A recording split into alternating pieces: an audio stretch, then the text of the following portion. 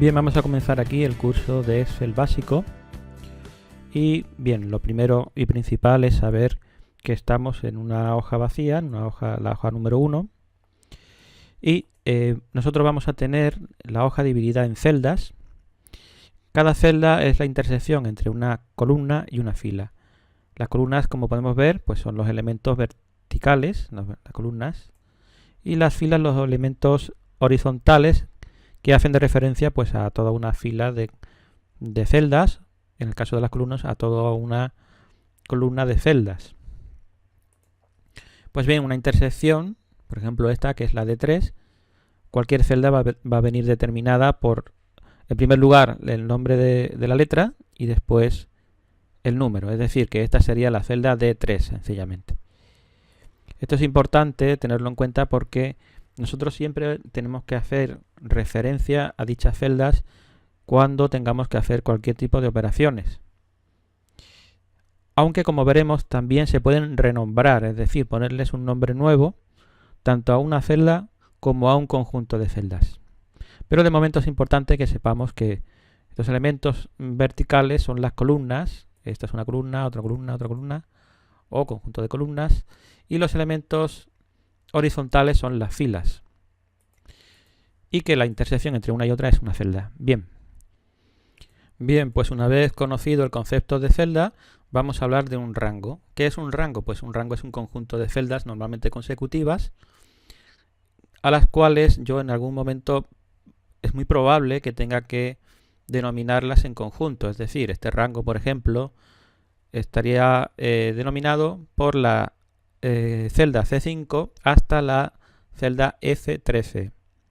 ¿Vale? Primera celda, última celda. El rango puede ser un rectángulo así horizontal o una cosa así vertical.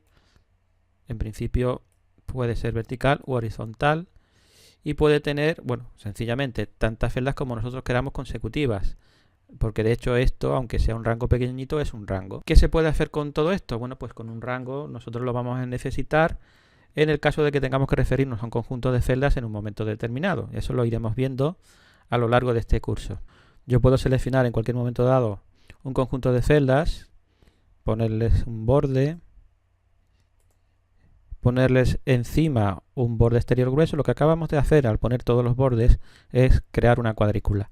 Y ahora, si seleccionamos borde exterior grueso, lo que ocurre es que encima de eso, lo que estamos creando es un borde exterior. Esto puede servir pues para más claridad a la hora de poner la información, y también debemos tener en cuenta que si queremos copiar la tabla y pasarla, por ejemplo, a Word, al programa Word, debemos tener, o sería aconsejable tener, una cuadrícula, porque si no, sencillamente las celdas aparecen en blanco, no se ven. Bien, pues vamos a utilizar por primera vez el concepto de celda. Vamos a introducir cualquier número, cualquier información numérica en estas dos celdas, por ejemplo. Si yo quiero en cualquier celda hacer referencia a una celda de las que tenemos, puedo sencillamente utilizar el ratón. Aquí lo que vamos a hacer es sumar estas dos celdas, y lo que hemos visto es poner un igual, pinchar en la celda F13, poner el signo más y a continuación pinchar en la celda F14. También podríamos haberlo hecho con el teclado, es decir, introduciendo igual a C13 más C14. Y como vemos, estamos utilizando perfectamente el concepto de celda. Información que está en una celda o en otra, yo puedo hacer referencia desde cualquier lugar de la hoja de cálculo.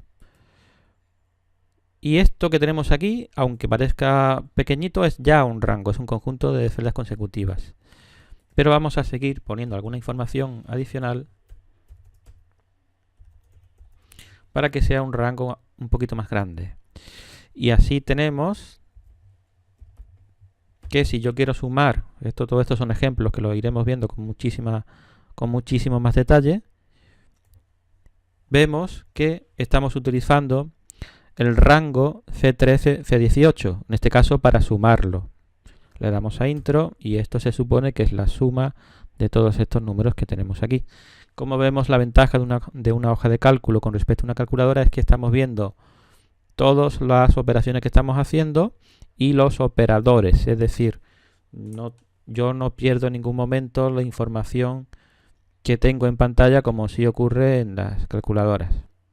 Y con esto hemos visto una introducción a las celdas y a los rangos. Gracias por vuestra atención y hasta el próximo vídeo.